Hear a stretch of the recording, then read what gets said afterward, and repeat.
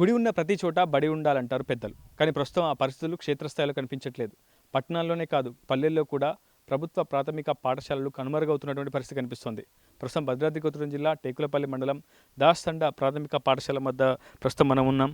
ఈ ఏడాది academic year ప్రారంభమైనప్పటికీ తరగతిలో నూతన అడ్మిషన్లు లేకపోవడం పట్ల అటు పాఠశాల సిబ్బంది కూడా ఆవేదన వ్యక్తం చేస్తున్నారు. ఒకవైపు బడిబాట కార్యక్రమాన్ని విస్తృతంగా నిర్వహించినప్పటికీ అటు గ్రామాల్లో ఉన్నటువంటి విద్యార్థులు ప్రభుత్వ పాఠశాలల వైపు మొగ్గు చూపకపోవడం పట్ల తీవ్రమైనటువంటి అసంతృప్తి కూడా వ్యక్తమవుతోంది. ఇప్పటికే రాష్ట్ర ప్రభుత్వం ప్రతిష్టాత్మకంగా బడిబాట కార్యక్రమాన్ని చేపట్టింది. సుమారు 2 వారాల పాటు ప్రభుత్వ పాఠశాలలో పనిచేస్తున్నటువంటి ఉపాధ్యాయులు సిబ్బంది అంతా కలిసి క్షేత్రస్థాయిలో ప్రజాప్రతినిధులతో కలిసి బడిబాట కార్యక్రమాన్ని నిర్వహించారు. ప్రభుత్వ పాఠశాలలను బలోపేతం చేయాలన్నటువంటి ఒక లక్ష్యంతో ప్రభుత్వం ఈ కార్యక్రమాన్ని చేపట్టింది, విస్తృతంగా నిర్వహించింది. 2 వారాల పాటు గ్రామంలోని ప్రతి ఇంటికి తిరిగి ప్రభుత్వ పాఠశాలల్లో నూతన అడ్మిషన్ల కోసం విద్యాశాఖ సిబ్బంది తీవ్రమైనటువంటి కృషి చేశారు. కానీ క్షేత్రస్థాయిలో ఉన్నటువంటి పరిస్థితి